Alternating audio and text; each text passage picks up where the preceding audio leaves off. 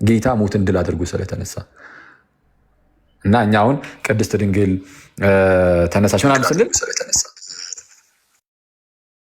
ቅድስት ድንግል ተነሳች፣ ልጇ ወዳጇ ኢየሱስ ወሰዳት ምናምን ስንል ጌታ ሞትን ድል ነስቷል። ሁለተኛ ደግሞ ሞትን ድል መንሳት የሚችል ሌላ አካል ደግሞ አለ፣ እርሷም እመቤታችን ናት እያልን አይደለም። እንዲህ ያለ አስተምህሮ በእኛ ዘንድ የለም ማለት የለም።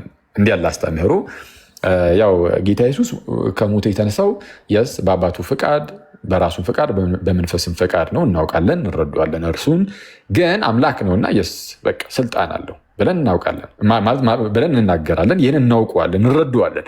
እመቤታችን ጋር ልክ እንደዚሁ ጌታ ሞትን ድል አድርጎ እንደተነሳ እሷም እንደ ልጇ ሞትን ድል አድርጋ ተነሳች። እንደዛ አይደለም። የእሷ ከሞት የመነሳት ነገር እናንተ ከሞት እንደምትነሱት ያለ ነው። እኛ ከሞት እንደምንነሳው ያለ ነው። ይህ ሁሉ የእመቤታችንም የእኛም ትንሣኤ ምንጭ የሚያደርገው ማን ነው? የኢየሱስን ትንሣኤ ነው። ልዩነቱ ምንድን ነው? የእኛና የእመቤታችን ከተባለ እሷ ቀድማ ይሄን የክርስቶስ ትንሣኤው ቀድሞ በእመቤታችን ላይ አፕል ያደረገ ነው። እንዳልኳችሁ አስቀድሜም የእመቤታችን ፍልሰተ ስጋዋ እንዴት ያለ ነው የሚለው ላይ የተለያዩ ሀሳቦች ይሰጣሉ። በእርግጥ በምን መልኩ ነው ስጋ የፈለሰው የሚለው ላይ ግን ያው ብዙሃኑ ይህ ሪዘሬክሽኗን ስለሆነ የሚያነሱት እሱን ይዘን ስንናገር የምንናገረው ከዚህ አንጻር ብቻ ነው ሊሆን የሚገባው። ከምን አንጻር? የእመቤታችን ትንሣኤ የእኛም ትንሣኤ ተመሳሳይ ነው፣ የተለየ ትንሣኤ የለውም። ግን ልዩነቱ ምንድን ነው? እሷ ቀድማ አግኝተዋለች፣ እኛ ደግሞ ይኸው እንነሳለን። ልክ እንዴት ነው ብያቸዋለሁ። የመወለዱን የምስራች የመሲህነቱን ነገር ወይም ደግሞ ይሄ የማዳኑን ነገር እኛ ከመስማታችን በፊት ለሁላችንም ነው ነገርየው። ይሄ የጌታ የመምጣቱ ሰው ሆኖ የመወለዱ ምናምን ነገር ይሄ የሁላችንም ጉዳይ ነው እና ለሁላችንም ነው ይህ ነገር። ስለዛ ይኸው አግኝተነዋል ምናምን። ግን እኛ ከማግኘታችን ከማወቃችን ምናምን አስቀድሞ የዜና ለማን የተነገረው? ለቅድስት ድንግል ቅድሚያ ለእርሷ የተነገረ ነገር አለ። ግን ይህ ለሁላችንም የሆነ ነገር ነው። ትንሣኤውም ለሁላችንም ነው። ለእመቤታችን ብቻ አይደለም። ጌታ ኢየሱስ ሞቱ የተነሳው ለእኔና ለእናንተም ጭምር ነው። እኛም በዚህ ምክንያት ጌታ ኢየሱስ ሞቱ ተነስቷልና ሞተን እንነሳለን። እኛም ግን ይህ ነገር አስቀድሞ እመቤታችን ላይ ደግሞ ተተግብሮ አየነው አይነት ነገር ነው። እንደዛ ነው እና ይህ በዚህ በእመቤታችን ፍልሰታ ላይ የምናስበው በቃ እመቤታችን ስጋ ፈለሰ ብቻ ብለን እንድንቀመጥ ሳይሆን በዚህ ውስጥ አንደኛ ጌታን እንድናመሰግንበትም ጭምር ማለት የስ ጌታ ለእናቱ ያደረገውን ነገር በደንብ የምንዘክርበት የምናስብበት ነው።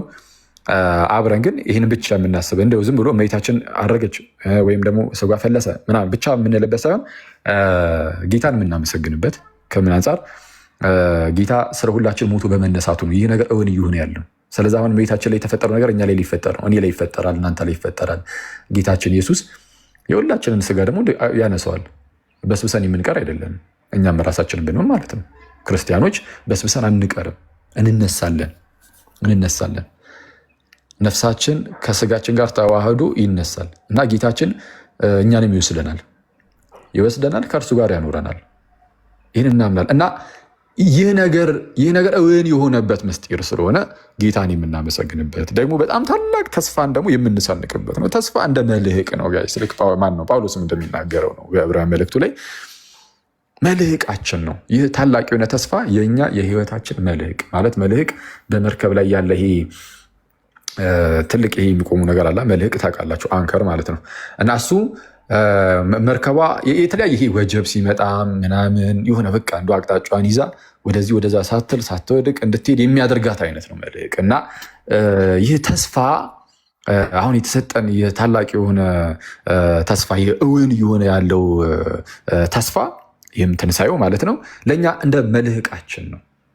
በህይወታችን ስንኖር የተለያየ በዛ የሚመታን ነገር ይመጣል እና እነዛ ልክ እንደ ወጀብ ማለት ነው። ልክ መርከቧን የተለያየ ወጀብ ሊያናውጣት እንደሚችል ሁሉ ማለት ነው የሚመጡ ነገሮች ሁሉ እንዳይነቀንቁንና ተሰነካክለን እንዳንወድቅ ተስፋ እንዳንቆርጥ የሚያደርገን ተስፋ ነው። ራሱ ተስፋ ነው ማለት ተስፋ እንዳንቆርጥ ይነሲስ በእግዚአብሔር ማለት ነው። በቃ ይሄ ነገር በቃ እንውደቅ ምናምን ይሄ ትግሉ ምናምን የሚመጣብን ፈተናው መከራው ምናምን በዝቶብን ቁጭ እንዳንል የሚያደርገን ከፊታችን የምናየው ተስፋ ነው። እኛ እዚች ምድር ላይ እንደ እንግዳ እየኖርን ነው። እንደ እንግዳ በእንግድነታችሁ ዘመን እንደሚለው ማለት ነው ጴጥሮስም በእንግድነታችሁ ዘመን እንደ እንግዳ እየኖርን ነው። እንግዳ ልክ ለምሳሌ እናንተ ቤት አንድ የሆነ እንግዳ ቢመጣ ለሁል ጊዜ ሊኖር አይመጣም መቼስ። ማለት እናንተ ጋር አንድ እንግዳ መጣ ማለት በቃ እናንተ ጋር ለተወሰነች ጊዜ ይቀመጣል፣ ይወጣል። እኛም ለዚች ምድር እንግዶች ነን ብለን ስንናገር ወይም ስናምን ለሁል ጊዜ የምንኖርበት መኖሪያችን አይደለም። ይህ ምድር የኛ መኖሪያችን አይደለም ነው፣ ሀገራችን አይደለም ነው። ልክ ጳውሎስ እንደሚናገረው እኛስ ሀገራችን በሰማይ ነው እንዳለው የኛ የመጨረሻው መኖሪያችን ሀገራችን ሰማይ ነው፣ አለቀ። እኛ እዚህ ምድር ላይ ሁሌም የምንኖር አይደለም። ስለዛ መጻተኞች ነን፣ እዚህ እኛ እንግዶች ነን እና በዚህ በእንግድነት ዘመናችን ውስጥ ማለት ነው የሚገጥሙ የተለያዩ ነገሮች ይኖራሉ። በቃ ተነስተህ እንደምትሄድ ስለምታውቀው እነዚህን በትዕግስት ማለፍ አለብን። እንዳልኳችሁ ነው። እናንተ ቤት እኔ ለምሳሌ በእንግድነት ብመጣ እና በእንግድነት መጥቼ ሁሌም እንደማልኖርበት ካወቅኩኝና እንደምወጣ ግን ከሆነ ማለት ነው የሆነች ሰዓት ላይ እንደምወጣ ካወቅኩኝ የሆነ ነገር ባይ ፊታችሁ ላይ ደስ የማይል ነገር ባይ ምናምን ነገር በትዕግስት ዝም ብዬ አሳልፈዋለሁ። ከእነርሱ ጋር ለብዙ ጊዜ አልቆየን። አሁን በቅርቡ ልወጣ ከሳምንት በኋላ እወጣለሁ ብዬ አስባለሁ። ከ3 ቀን በኋላ ለምወጣው ነገ ተነስቼ ለምወጣው ችግር የለውም ምናምን እላለሁ። አየህ ዛሬን ዝም ብዬ እችለውና ፊታችሁን ብታጠቁሩ ምናምን አለ ለምሳሌ ከዛ ነገ መሄዴ ስለማይቀር መውጣቴ ስለማይቀር እወጣለሁ፣ አለቀ። የእናንተ ነገር ይረሳል። ልክ እንደዚህ ሁሉ ጋይስ በዚች ምድር ላይ ስንኖር ይሄ ነገ ተነስቼ እወጣለሁ ምናምን ያልኳችሁ ማለት ነው ከቀኖቹ አንጻር ከነገውም ራሱ ያጥራል። አሁን ማለት በኋላ ላይ የሚመጣው ህይወት ከዚህ ከምድር ላይ ከምንኖረው ህይወት በኋላ በሰማይ የምንኖረው ከጌታ ጋር የምንኖረው ህይወት ዘለዓለም ነው ማለት ኢተርኒቲ። ዘለዓለም ምን ያህል ነው በቁጥር ማለት ምን ያህል ዓመት ማለት ነው? 1000 ዓመት ነው። 1000 ዓመት ምን ያህል ብዙ እንደሆነ ማለት ዝም ብላችሁ አስቡ፣ ገምቱ። 2000 ዓመትን እዩት። ለምሳሌ 2000 ዓመት ማለት የዛሬ 2000 ዓመት ከ2000 ዓመት በፊት ማለት ነው ጌታ ኢየሱስ በምድር ላይ ሲመላለስ ነበር። ጌታችን ኢየሱስ በምድር ላይ ሲመላለስ ነበር። ይህ በነገራችን ላይ የሂስቶሪካል ጂሰስ ላይ ጌታችን በታሪክ ይታወቃል። ታውቃላችሁ አይደል? በታሪክ ውስጥ ኢየሱስ በታሪክም ይታወቃል። በሃይማኖት መጽሐፍት ላይ ወይም በዚህ በመጽሐፍ ቅዱሳችን ላይ ምናምን ብቻ እኮ አይደለም ኢየሱስ የሚታወቀው። የሆነ እንደሚዝ ነገር ዝም ብሎ ፈብርከን ኢየሱስ የሚባል ነበረ ምናምን የምንል እኮ አይደለም። ታሪክ እንኳን እኮ ያውቀዋል። ጌታችን ኢየሱስ ከ2000 ዓመታት በፊት በይሁዳ ምድር ላይ ሲመላለስ እንደነበረ፣ ሲያስተምር እንደነበረ፣ በጴንጤናዊ በጲላጦስ ዘመን መከራን እንደተቀበለ ወይም እንደተሰቀለ፣ እንደሞተ፣ እንደተቀበለ ይህን ሁሉ ነገር እኮ ሳይንስ ማነው ታሪክ ያውቃል። በታሪክ ምሁራን ዘንድ ሳይቀር የሚታመን የሚታወቅ እውነታ እኮ ነው። ስለዛ ጌታችን ኢየሱስ በታሪክ ይታወቃል። ከ2000 ዓመት በፊት 2000 ያልኳችሁ ዓመቱ እንዳትረሱ። 2000 ዓመታት ወደኋላ ብትሄዱ ጌታችን ኢየሱስ በምድር ላይ ሲመላለስ ነው የምታገኙት። 2000 ዓመት ብዙ ነው አይደለም? ነው ኦፍኮርስ ነው። ግን እኛ ከዚህ ከምድር ላይ ከሄድን በኋላ የምንኖረው ህይወት ለምን ያህል ዓመት ነው? ልክ ጌታችን የዛሬ 2000 ዓመት በምድር ላይ ሲመላለስ ነበር ብያቸዋለሁ። አሁን ለምሳሌ የዛን ጊዜ የነበረ አንድ ግለሰብ ቢኖር ከዛን ጊዜ ጀምሮ እስካሁን ድረስ ሳይሞት ቢኖር አስቡት። ሳይሞት ቢኖር ከዛን ጊዜ ጀምሮ እስካሁን ድረስ ምን አይነት ዘመናትን ሲያሳልፍ እንደነበረ ዝም ብላችሁ አስቡት። ከመጀመሪያው ከዛ ክፍለ ዘመን ጀምሮ በሁለተኛው ክፍለ ዘመን ይሄ ሰማዕታቱ ጊዜ ምናምን 3ኛው ክፍለ ዘመን ጨምሮ በኋላ የእርሲያን ማዕበብ 4ኛው ክፍለ ዘመን እነዛን ሁሉ ጉባኤያት አይቶ 5ኛው 6ኛው 7ኛው 8ኛው ክፍለ ዘመን እያለ 21ኛው አሁን ያለንበት ክፍለ ዘመን 21ኛው መቶ ላይ አሁን ድረስ በህይወት ቢኖር ይህ ሰው እጅግ በጣም ብዙ ዘመን አልኖርም ማለት ሊሆን አይችልም። ያው ኦፍኮርስ ሊሆን አይችልም ይነሴስ ያው እንደዛ የኖረ ሰው አላቅም እኔ ግን ቢኖር ግን ብላችሁ አስቡት ምን ያህል ዘመን እንደሆነ 2000 ዓመት ሙሉ። ይህን ነገር የነገርኳችሁ እንዲሁ አይደለም ጋይስ። ይመጣ ዘንድ ያለ አንድ ህይወት አለ። ከሞት በኋላ ያለ ህይወት፣ ከጌታ ጋር ያለ ህይወት። ያ ህይወት 2000 ዓመት ሙሉ የምንኖርበት አይደለም ጋይስ። 2000 በ10 ጠበሱት 20 ሺህ ነው ማለት አባዙት ማለት ነው። 2000 10 እጥፍ ብታደርጉት አሁን ቅድም የነገርኳችሁን ያን ሁሉ እድሜ ማለት ነው በ10 ብታባዙት 20 ሺህ ነች። እኛ ግን ከጌታ ጋር የምንኖረው 20 ሺህ ዓመት አይደለም። አሁን ከፊታችን ያለው ከጌታ ጋር የምንኖረው እድሜ 20 ሺህ አይደለም፣ 200 ሺህ አይደለም፣ 2 ሚሊየን፣ 2 ቢሊየን፣ ትሪሊየን፣ ኳትሪሊየን አይደለም። ለማይቆጠር ዘመን ጋይስ፣ ለዘለዓለም ሞት በሌለበት ዝም ብሎ በቃ በደስታ ከጌታ ጋር መኖር ነው። ጌታን እናገኘዋለን፣ እናየዋለን ምናምን እና ከእርሱ ጋር በሚያስደንቅ ደስታ ውስጥ እናሳልፋለን እና የሚመጣው ዘመን በጣም ታላቅ ነው። ከዛ ያንን ረጅም ህይወት እዩትና አስቡት። እኔ በሚሊዮን ከሚቆጠር እድሜ በላይ ነው እያልኳችሁ ነው። ያን ሁሉ የሚያልፍ ነው፣ ከቁጥር ውጭ ነው ብያችኋለሁ። ከቁጥር ውጭ በሆነ ደረጃ ከዛን እዚህ ዓመት ደግሞ የምንኖርባትን አስቡ። ምን ያህል ዓመት የምንኖረው ምን ያህል ዓመት የምንኖረው? እድሜ ቢሰጠን 70 80 90 እና 100 የምንኖር ጋይስ፣ በ100 ዓመታችን ምንም የሚያስደስት ነገር የለም። እውነቱ ለምናገር እዚህ ስንኖር ምን ያስደስታል? በ100 ዓመትም ከዓለም የሆነ ምንም የሚያስደስተን ነገር አይኖርም። ሁሉም ነገር እያስጠላን ነው የሚሄደው። ጭራሽ እንደውም ብዙ ነገሮችን የምንረሳ የምንዘነጋ፣ አይናችን ማየት ሊያቆም ይችላል፣ ጆሮችን መስማት ሊያቆም ይችላል፣ መራመድ እንቸገራለን፣ በብዙ በሽታዎች ውስጥ የምናሳልፍ እንሆን እንችላለን፣ ጭራሽ ለሌላ ሰው ሸክም እንሆናለን እና ብዙ ነገሮችን የማናስተውል እየሆንን እንሄዳለን፣ እያበቀልን እንሄዳለን። በጣም ጥቂት ዓመት ናት 100 ዓመት። እነዛን የነገርኳችሁን የእድሜ ቁጥሮች እንዳትረሱ። 100 ዓመት ነው ያልኳችሁ፣ በጣም ትንሽ ነው። ከክርስቶስ ጀምሮ ሳይሞት አንድ ሰው ቢመጣ 2000 ዓመት ሙሉ ነው የሚኖረው ብያችኋለሁ። አሁን አንድ ሰው እዚህ 100 ዓመት ሊኖር ይችል ይሆናል። ምንም በማይጠቅም ነገር 100 ዓመት አይጠቅምም ራሱ። እውነቱን ለመናገር ከ70 ዓመት ምናምን በኋላ ምንም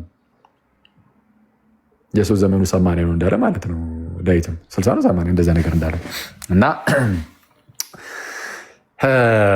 ሰው ምን እያልኳችሁ ነው? እዚች ምድር ላይ ስንኖር ለአጭር ጊዜ ነው። በዚች አጭር በሆነች በእንግድነት ዘመናችን ላይ ጌታችንን በማፍቀር በመውደድ እርሱንም በመፍራት ከእርሱ ጋር በመኖር ብቻ ልናሳልፍ ይገባል።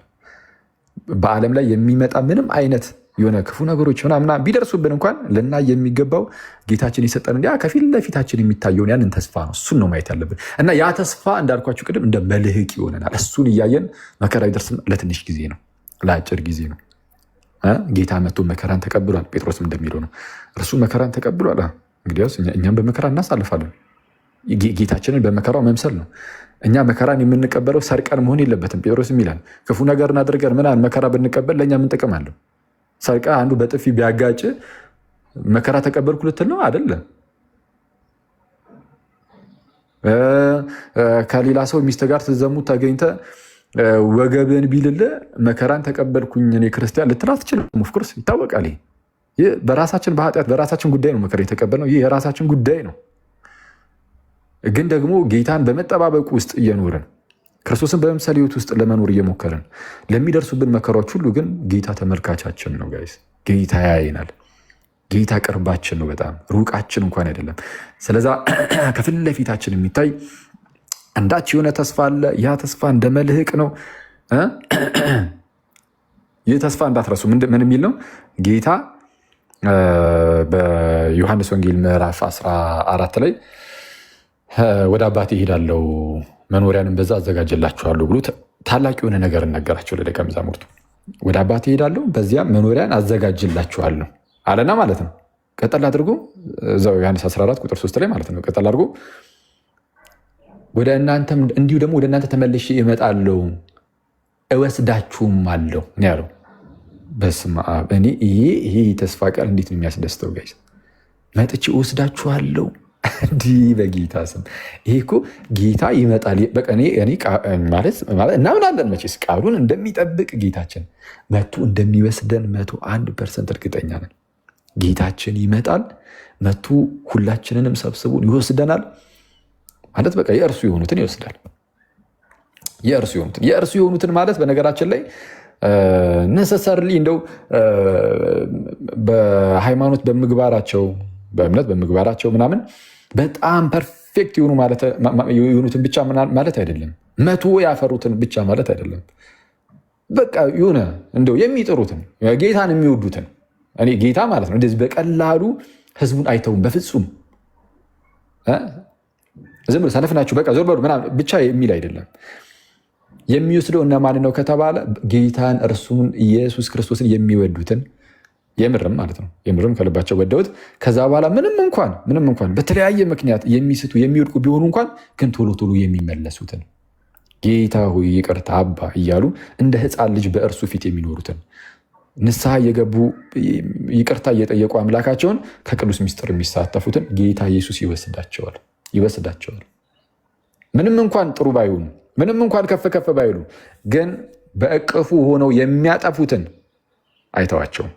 በእቅፉ ሆነው የሚያጠፉትን ያልኳችሁ ማለት በጣም አደገኛው ነገር እኛን የሚያጠፋን ምንድን ነው ከተባለ ከጌታ እቅፍ ውጭ ሆነን ስናጠፋ። የሆነች ነገር አጠፋን ማለት ሁላችንም በእግዚአብሔር እቅፍ ነን። ከዛ በእግዚአብሔር እቅፍ ያለ አንድ ልጅ አጠፋ እንበል። እሺ አጠፋ እንበል፣ ይረብሻል ትንሽ። አጠፋና አንድ ልጅ በእግዚአብሔር እቅፍ ያለ እንዳትረሱ፣ በእግዚአብሔር እቅፍ ያለ አንድ ልጅ አጠፋና ሲያጠፋ ምንድን ማድረግ ያለበት? እዛው በእቅፉ እንዳለ አባ ይቅርታ፣ ልጅ ነዋ፣ አባቴ ይቅርታ፣ አጠፋው፣ በደልኩ፣ ይቅር በለኝ። ከዛ እግዚአብሔር አይዞ ልጄ።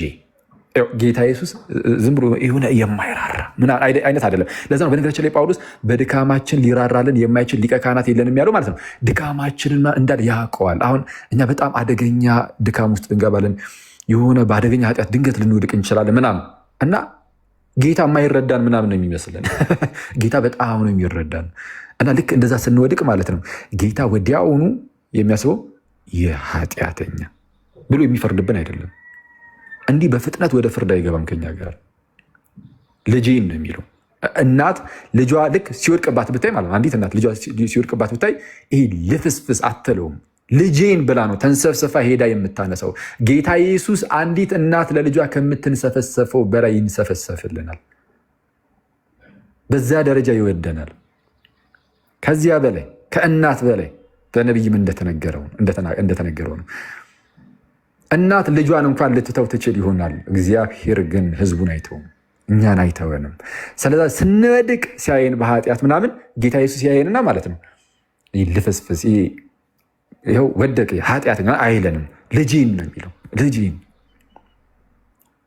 ስለዛ ልክ እኛ ይቅርታ አባ ስንል እርሱ የሚያደርግልን ነገር መንከባከብ፣ መመገብ፣ ማብላት ምናምን ነው። ያውም የራሱን ቅዱሱን ስጋውን ጋይስ ክቡሩን ደሙን ያበላናል፣ ያጠጣናል። ይህ ብቻ አይደለም፣ በጸጋ እንድናደግ ይረዳናል፣ እምነትን ይጨምርልናል። አይዟችሁ አይዞ እያለ እያበረታ በቅዱሱ መንፈስ በጸጋው እያበረታ እያሳደገ የሚያኖርህ ነው።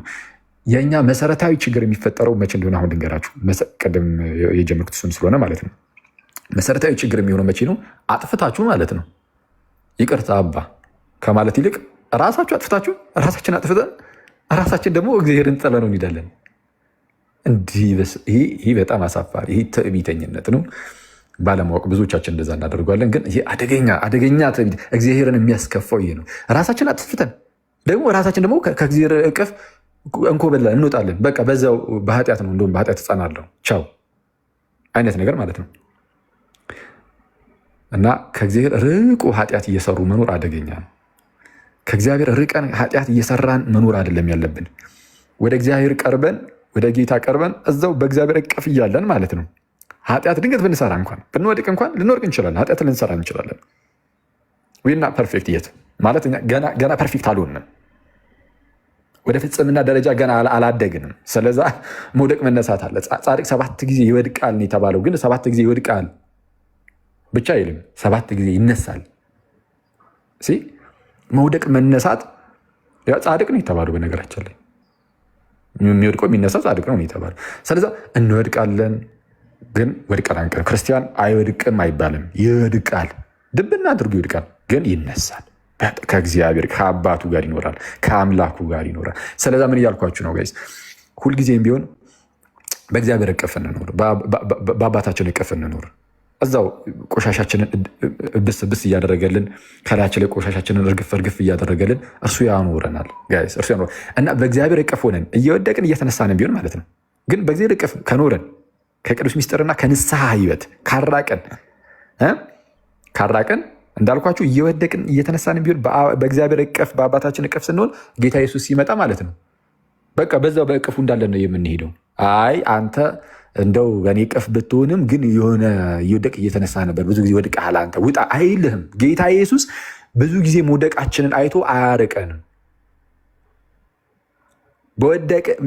ካራቀን የሚያርቀን ምን ሲሆን ነው?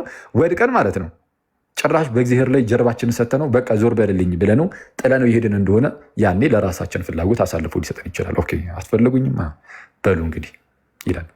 በስመ አብ ከእሱ እግዚአብሔር ይጠብቀን። ጌታ ኢየሱስ በመጣ ሰዓት ጋይስ አስቡት፣ ጌታችንና መድኃኒታችን ኢየሱስ በመጣ ሰዓት ለዘላለም በቃ ቻው ሲለን፣ አረ በኢየሱስ ይሄ አያድርግብን። ጌታ በመንግስቱ በመጣ ጊዜ ያስበን። ይሄ በጣም አስፈሪ ነው። እኔ ይሄ እሳት፣ ትል፣ ምናምን ቅፍርጥስ ምናምን የሚባሉ ነገሮች እነሱ ሁሉ በነገራችን ላይ ሜታፎሪካል ናቸው።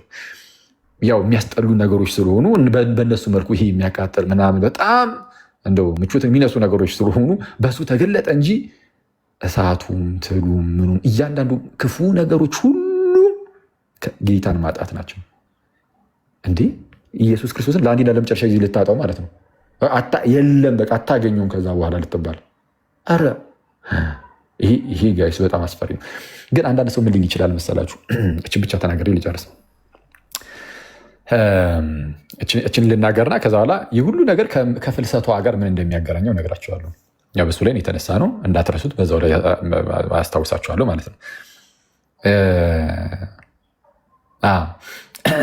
አንዳንድ ሰው ምን ሊል ይችላል? አይ እኔ አሁን እዚህም ዓለም ላይ ያለው ይሄ ዓለሙ ግን ተመቸኝ ማለት ወደዋለሁ። እኔ እዚህ መሆኔን በዙሪያ ያሉ ነገሮች ምናምን በጣም ደስ ይሉኛል፣ ይመቹኛል እና እነዚህን እንደው ከማጣን እንደው ትንሽ ጊዜ እንደውም እዚህ ብንኖር እንደዚህ ዝም ብሎ በዓለም ብንቀጥል ራሱ ደስ ይለኛል የሚል ሰው ሊኖር ይችላል። ኢየሱስ ክርስቶስ መቶ ከጌታ ጋር ምን አይነት ልንኖር ነው? ይህን ሁሉ ነገር አተን እንዴ አሁን ላይ የሚያስደስቱን የተለያዩ ነገሮች ይኖራሉ አይደል? ከትንንሽ ነገሮች እስከ ትልልቅ ነገሮች ኢቨን እስከ ቤተሰባዊነት ነገሮች ምናምን የተለያዩ የሚያስደስቱ የሚመስሉ ነገሮች በጣም በርካታ ነገሮች አሉና እነዚህ ሁሉ ነገሮች ሊቀሩብን ከዛ ከጌታ ጋር ልንኖር ከጌታ ጋር ደግሞ እነዚህ ሁሉ ነገሮች የሉም። ታዲያ ምን አይነት ደስታ ሊፈጠርብን ነው? እንዴት ያለ ደስታ ይመጣል ብለን ልናስብ እንችላለን። ይህ እንዴት ያለ ነው? ያው በተደጋጋሚ እንደምንናገረውም አሁን ላይ የሚያስደስቱ የሚመስሉን ብዙ ነገሮች ማለት ነው ለጊዜው ነው የሚያስደስቱን። ለዚህ ትልቁ ማረጋገጫችን ወይም ትልቁ አስረጃችን በራሳችን በህይወታችን አንድ ነገርን ለምሳሌ አስተን ማየት እንችላለን። ለምሳሌ እናንተ ህፃን እያላችሁ በእድሜ ምን ነበር የሚያስደስታችሁ? ህፃን እያለን የሚያስደስተን ነገር ምን ነበር? ለምሳሌ ጭቃ ማብኳት ለአንድ ህፃን ልጅ ሊያስደስተው ይችል ይሆናል እና ጭቃውን ማብኳት ያስደስተው ይሆናል። አሁን ካደጋችሁ በኋላ ጭቃ አብኩ ብትባሉ ታደርጉታላችሁ? የምር ይህ ነገር እናንተን የሚያስደስት ነው? በፍጹም። እሱን ላድርግ ብትሉ ራሱ የሚያሳፍራችሁ የሚያሸማቀቃችሁ አይደለም? የስ ነው። ተመለሳችሁ እንደ ህፃን ልጅ ጭቃ እናብኩ አትሉ። እሱን ተውት። ፊኛ ለምሳሌ እየነፋችሁ ማለት ነው። ፊኛ አፉፌ እንደዛ የሚባለው ፊኛ እየነፋችሁ በሱ እንትን ማድረግ ምናምን በሱ በጣም ያዝናናን ያስደስተን ነበር። መቼ? ህፃን እያለን። አሁን ላይ የሚያስደስታችሁ ነገር ህፃን ላይ እያላችሁ አያስደስታችሁ ነበር። ህፃን እያላችሁ በቃ ከእድሜያችሁ አንጻር ያኔ የነበረው ነገር አስደስቷችኋል። አሁን ላይ ለምሳሌ አሁን ይሄ እንደ ምሳሌ ነው እየነገርኳችሁ ያሉት። አሁን ላይ ጥሬ መብላት በጣም የሚያስደስተው ሰው ማለት ነው ህፃን ልጅ እያለ ጥሬ መብላት ጭራሽ አይችልም። እንኳን ሊያስደስተው የመብላት ሙዱም ጭራሽ ኑሮ አይችልም። አሁን ደግሞ ያስደስተው ጀመር። ይህን ነገር ለምን እየነገርኳችሁ እንደሆነ በጣም ግልጽ አድርጓለሁ። ግልጽ ካልሆነላችሁ ግን በደንብ አድርጋችሁ ስሙ። ህፃን እያላችሁ አንዳንድ ነገሮች ያስደስቷችሁ ነበር። አሁን ላይ ግን ጭራሽ ከንቱ ነገሮች ናቸው። ለእናንተ በፍጹም የማታደርጓቸው ናቸው። በፍጹም አሁን ላይ የሚያስደስቷችሁ ነገሮችን ከጥቂት ዘመናት በኋላ ፍጹም ደስታቸውን ይጨርሳሉ። ፍጹም ደስታቸው እያለቀ እየጠፋ ይሄዳል። ለምሳሌ ሴክሹዋል ነገር የሚያስደስተው ሰው ካለ እድሜ በገፋ ቁጥር ማለት ነው የሆነ ሰዓት ላይ ሙሉ በሙሉ ስታሚኒያው ሙሉ በሙሉ እየጠፋ ይሄዳል። ይሄ ሴክሹዋል ነገር ምናምን የማስደሰት ነገሩ እያከተምለት ይሄዳል። ገና ሳትሞቱ በፊት ራሱ እድሜያችሁ በጣም እየቆሰው ሲሄድ አቅሙንም ምኑንም እያጣችሁ ፍላጎቱንም ጭራሹኑ እያጣችሁ ትሄዳላችሁ። አስቡት። አሁን ላይ እኮ በጣም ትልቅ የሚያስደስት ነገር ሊሆን ይችላል። ሌሎች ነገሮችም ማለት ነው እንግዲህ በየግላችሁ የሚያስደስታችሁ የሆነ ነገር ሊኖር ይችላል። ያ ሁሉ ነገር እዚሁ ገና ሳትሞቱ በፊት ቀስ በቀስ ዓለም እናንተን ማስደሰት ማቆም ትጀምራለች። ልክ እድሜያችሁ ከፍ እያለ ሲሄድ የ100 ዓመትን ሰው በምን ታስደስተዋለች ዓለም? ምን አቅርባለት? ምንም ልታስደስቷቸው። ስለዛ የዓለም ጣዕሙ ምናምን ማለት ነው እየጠፋ እየጠፋ እየጠፋ ነው የሚሄደው። እንዳትረሱ፣ ሕፃን እያላችሁ የሚያስደስታችሁ ያ ነገር አሁን ላይ አያስደስታችሁም። አሁን የሚያስደስታችሁም ነገር እርጅናችሁ ላይ ላያስደስታችሁ ይችላል፣ ብዙ ነገር ማለት ነው። ወደ ጌታ ስንሄድ ደግሞ ጭራሹን ሁሉ ነገር ከንቱ ነው የሚሆንብን። እዚሽ ምድር ላይ ምድራዊ የሆነ ደስታ ብለን የምናስባቸው ነገሮች ሁሉ አሳፋሪ፣ ምንም ጭራሹኑ በሚያስብል ደረጃ ትልቅ ደስታ ያኔ ይገኛል። ጋይስ ያንን ደስታ አሁን ላይ በስሱ ኤክስፒሪየንስ ማድረግ እንችላለን። በጭላንጭል ትንሽ ማግኘት እንችላለን ያንን ደስታ። እንዴት? ከጌታ ጋር አብሮ በመኖር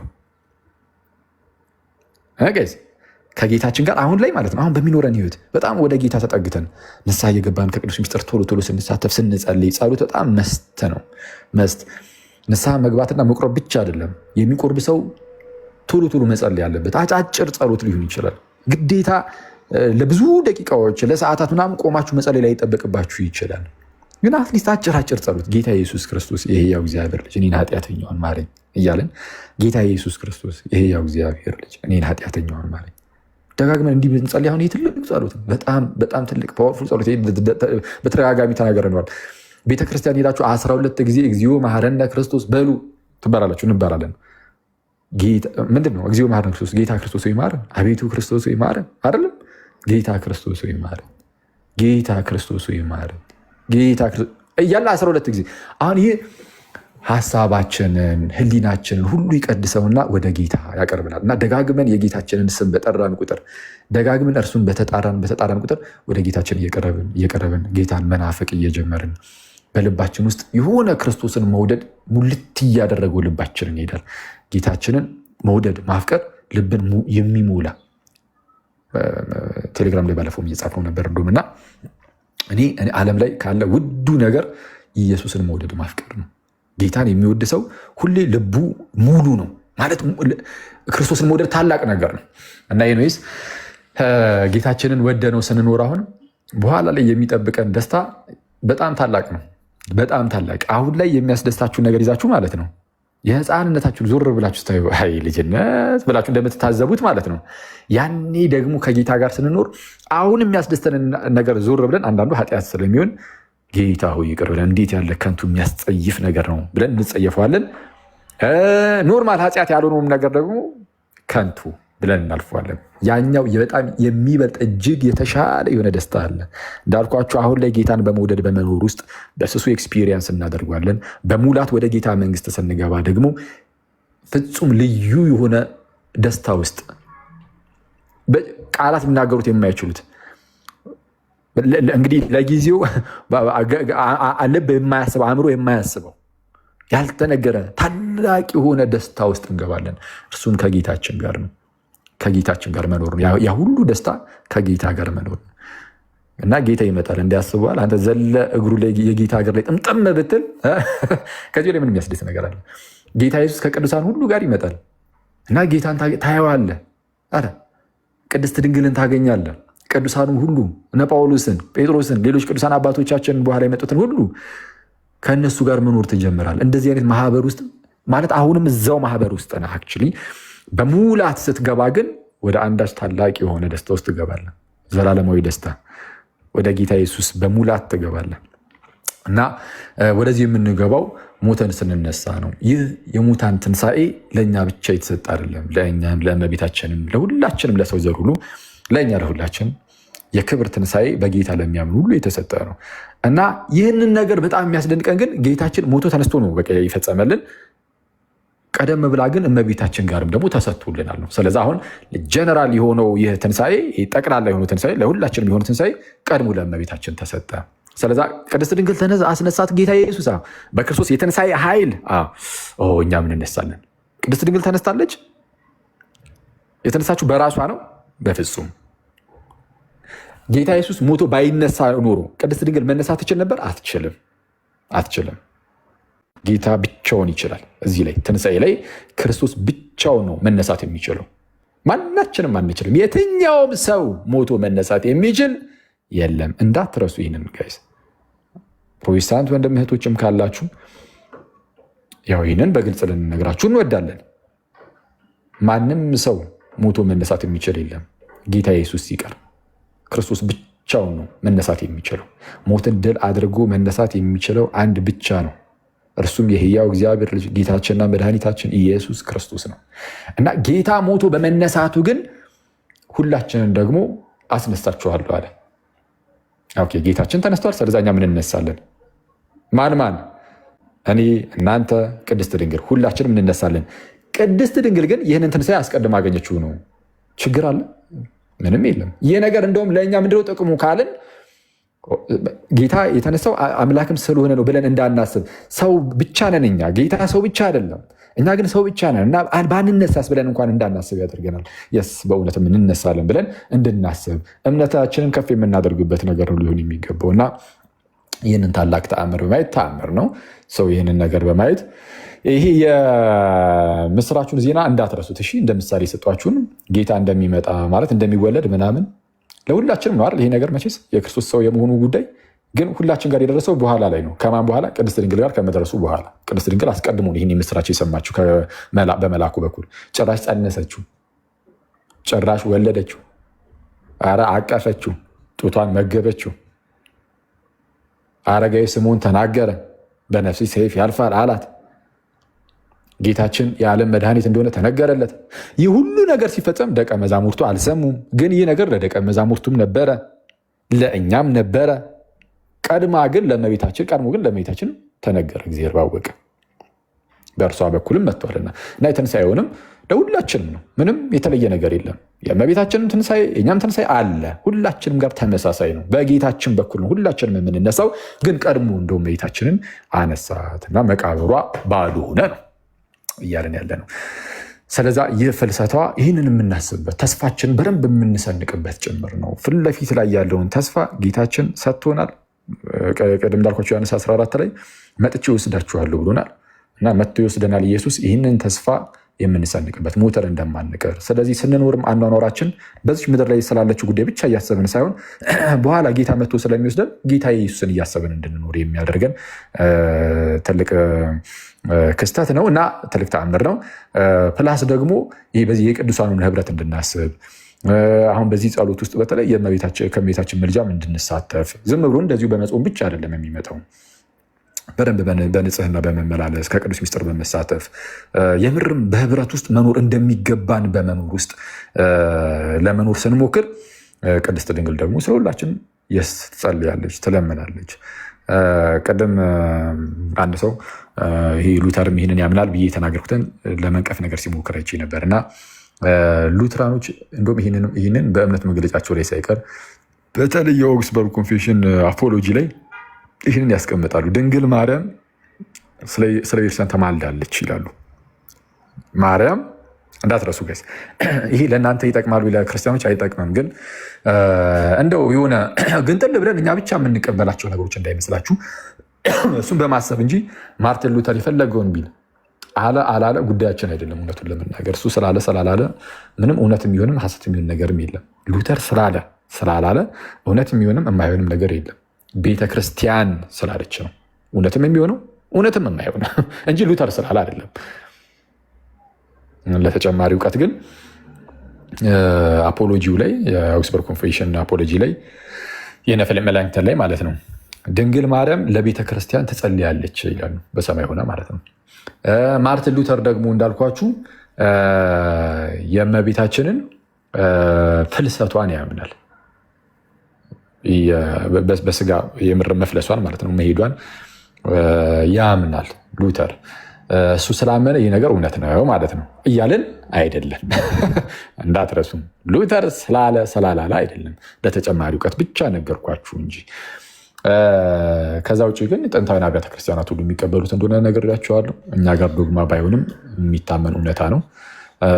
በምን መልኩ ነው ፍልሰቷ የሚለው ላይ የተለያዩ ሀሳብ ቢሰጥም አብዛኛው ግን እንዳልኳችሁ ይህንን ሪዘሬክሽኑን ትንሣኤውን እንደው ከኛ ቀድማ እመቤታችን ጋር ደርሷል የሚለው ይያዛል። ከዛ አንጻር እንመለከተው ይገባል። እናንተ ሰዎች እንዳትረሱ እንደ ጋይዝ ጌታን በጣም በቃ ከፊት ለፊታችን ሁሌም ጌታን ነው ማስቀመጥ ያለብን እና በርቱ። ጌታ ይርዳችሁ፣ ያበርታችሁ። ያ እንደዛ ነው።